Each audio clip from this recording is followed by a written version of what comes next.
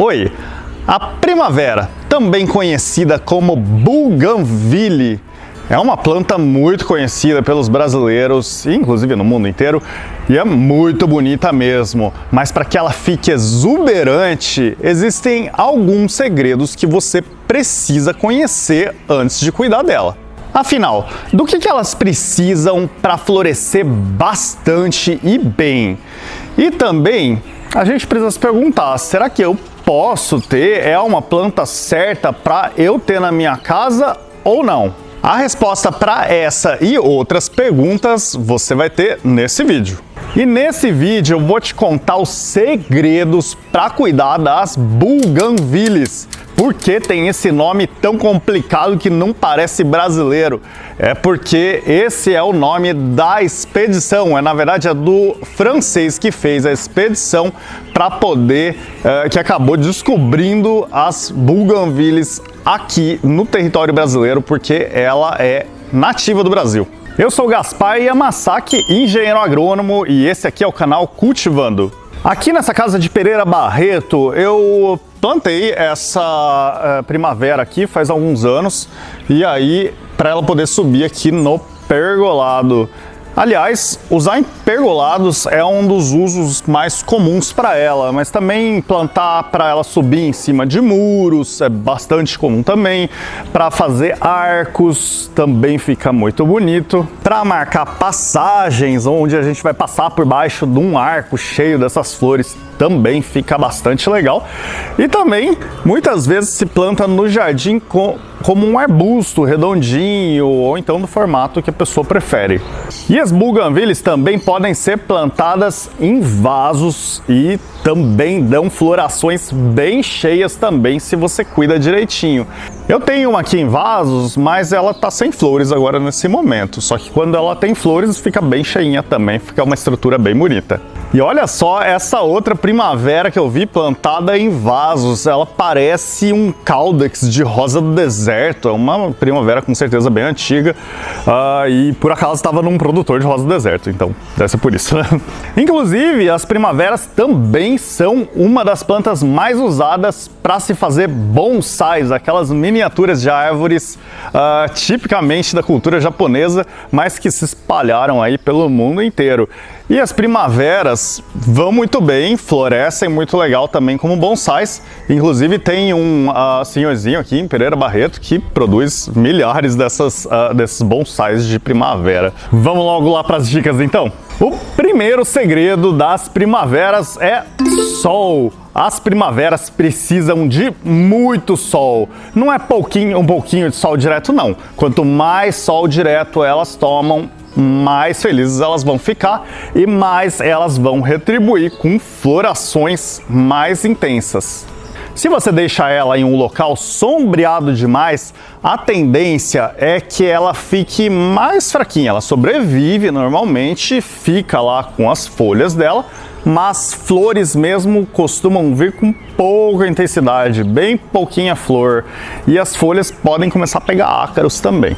Se a sua primavera estiver em um vaso e você puder mover ela de lugar para um lugar mais ensolarado, faz isso, experimenta e depois me conta os resultados aqui nos comentários.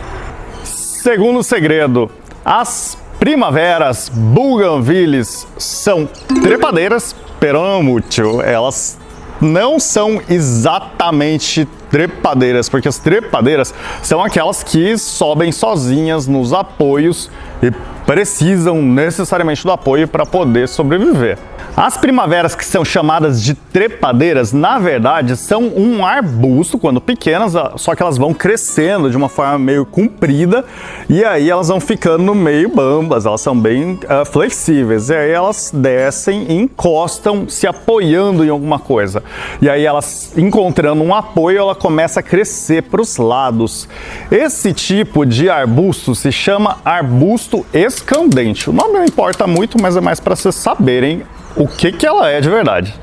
Por isso, depois que eu plantei aqui no pé do pergolado, não foi simplesmente esperar para ela ir subindo aqui no pergolado, porque ela não sobe sozinha. O que eu precisei fazer é ir amarrando aos pouquinhos ela na estrutura para que ela suba, e vou entortando ela para que ela fique no formato que eu quero que ela fique, porque aí ela recompensa a gente, né? Dá um pouco de trabalho, mas vale a pena, né? E se você está gostando desse vídeo, não deixa de dar aquele joinha, e também, se você ainda não for inscrito no canal Cultivando, não deixa de se inscrever clicando no botãozinho aqui embaixo, e também aproveita e ativa as notificações clicando no sininho para você ser avisado assim que for postado um novo vídeo aqui no canal. Terceiro segredo, existe mais de uma espécie de Bougainvilles. Bougainvilles é um gênero. De longe, a espécie mais comum é a Bougainville spectabilis. Essa daqui que eu tenho aqui, né? Por que ela é tão popular assim? Porque ela é uma planta que cresce muito mais rápido do que as outras, ela é bastante rústica, suporta bastante calor, coisa que no Brasil é muito comum, e também enche de flores com bastante facilidade. Às vezes, essa daqui também é chamada de Bougainville trepadeira. Trepadeira porque ela é usada nessas situações que eu falei aqui. As flores dessa primavera ficam a maior parte na ponta do galho, e esses galhos são mais compridos, são mais moles, flexíveis e deitam em cima das coisas. Por isso até que eles conduzem ela como uma trepadeira. Agora uma informação importantíssima sobre a Spectabilis. Ela precisa de muito espaço para poder crescer, porque ela é muito espaçosa para os lados e cresce muito para cima. Se você pegar uma dessas e plantar num espaço pequeno, o desastre está feito, porque ela vai ocupar espaço demais, ela tem alguns espinhos, então assim, tem que ficar longe um pouquinho da passagem das pessoas. Em espaços menores você pode ter dela, mas plante em um vaso contida lá, porque aí nesse lugar você consegue controlar o crescimento dela. Mas o crescimento dela fica um pouco mais desajeitado mesmo no vaso do que a próxima que eu vou falar para vocês. Porque a Bougainville glabra é outra espécie, né? Essa espécie é mais comportada, é um pouco mais assim própria para você fazer um arbusto, por exemplo, redondinho, ou então para você cultivar em vasos, porque ela é mais contida, ela não é tão desajeitada, se ela não solta, não é tão expansiva assim. Outra característica dela é que se essa minha mão aqui, esse meu braço for um galho, a Spectabilis dá mais flores aqui na ponta, e a glabra ela vai dando flores aqui ao longo do galho também. E aí a gente tem outras espécies, que nem a peruviana, que é mais comprida ainda, é um pouco mais incomum de se ver, mas ela é mais caída. Também existem vários cruzamentos, vários híbridos de várias cores diferentes. Para você saber qual que é a que você está levando, a melhor coisa é você conversar com alguém da loja lá e perguntar qual que é aquela lá que está sendo vendida. Geralmente eles vão separar dizendo que uma é trepadeira, outra é arbustiva. Eu espero que eles saibam responder, claro. Quarto segredo. As primaveras exigem podas para ficarem bonitas. Exatamente por elas crescerem rápido e bastante vigorosas, você precisa fazer podas para manter a forma dela. Então saiba que podar vai ter que fazer parte da sua rotina de vez em quando. Essa daqui, por exemplo, eu não quero que fique crescendo um monte de galinho lá na base, então tem que podar, porque surgem esses galhos, tem que podar esses galhos da base sempre que crescem, e depois também podar os galhos que crescem para cima, porque ela adora soltar galho tudo apontado para o céu. E aí esses galhos apontados para o céu aqui, se eu não cortar, ela vai ficar alta demais. Os galhos um pouco mais grossos eu faço com um tesourão, e os outros menorzinhos, às vezes com tesoura de poda comum, às vezes com tesourão mesmo. E uma coisa importante que eu acho que muita gente acaba deixando de lado é que esses galhos que crescem para cima, se você deixa alto demais, você não alcança mais para podar no dia a dia, você desanima e aí a planta começa a crescer de forma descontrolada para uma altura que você já não tem mais controle. E sem podas, ela fica enorme, mas é enorme mesmo. Ela vai encostando em outras árvores, vai encostando em estruturas da casa, podendo ficar até da altura de um prédio pequeno se ela tiver onde se apoiar. Quinto segredo: na época da seca, regue menos, maneira mais na água. Olha só que estranho, que curioso. Uma das coisas que é responsável por estimular as florações mais exuberantes é o estresse hídrico, ou seja, ela passar sede mesmo durante um tempo. Que é aquela faltinha de água típica das épocas mais secas do ano, quando chove menos. Você sabia disso? Me conta aqui nos comentários. Se a sua primavera está plantada aqui no chão, por exemplo, na época da seca é melhor você diminuir bastante as regas ou então até parar de regar mesmo. Porque se você continua regando, muitas vezes ela começa a soltar folhas novas ao invés de soltar as flores. Agora, se a sua planta estiver em vasos, é claro que você não pode parar de regar completamente, porque ela vai acabar morrendo seca, né? O que você tem que fazer é diminuir a quantidade de água que você coloca e aumentar o espaço entre uma rega e outra. É bem curioso, né? Muitas vezes a gente aprende a cuidar das plantas na marra, na tentativa e erro, e outras vezes a gente aprende já com quem já entende. E para facilitar a sua vida, aqui a gente criou o curso online Cultivando em Vasos, onde eu ensino vocês tudo o que vocês precisam saber para poder cuidar muito bem das suas plantas em vasos, sejam elas flores, folhagens, suculentas, dentre outras. Tudo isso em aulas cuidadosamente gravadas que acompanham apostilas exclusivas em PDF para você não perder nenhum detalhe do aprendizado. Para saber mais, cliquem aqui no link que está na descrição do vídeo. Sexto segredo: o que você vê aqui na verdade não são bem as flores. Vitor, você traz para mim aquele ramo... Ele cortou aqui. Bom, esse é o Vitor, ele ajuda aqui na produção dos vídeos, então conheçam ele. Ele não aparece muito nos vídeos porque ele tem mais vergonha, mas de qualquer forma, quem sabe, né? Que as flores de verdade da primavera, olha, são... Deixa eu ver se eu consigo focalizar aqui bem, tá. Elas na verdade são esse canudinho aqui pequenininho, essa daqui que é a flor. E essa parte aqui em volta são as brácteas e não as flores.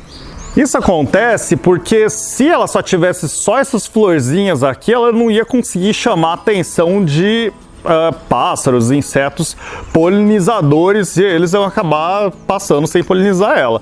Aí ela criou essa estrutura que essas folhas auxiliares deixou ela bem bonita, bem vistosa, para que aí vejam a flor e queiram ir lá, né?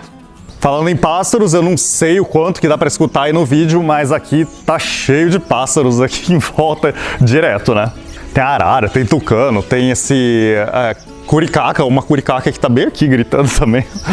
E hoje em dia existem muitos tipos de primaveras e essas primaveras variam bastante a cor das brácteas, principalmente. Existem muitas cores.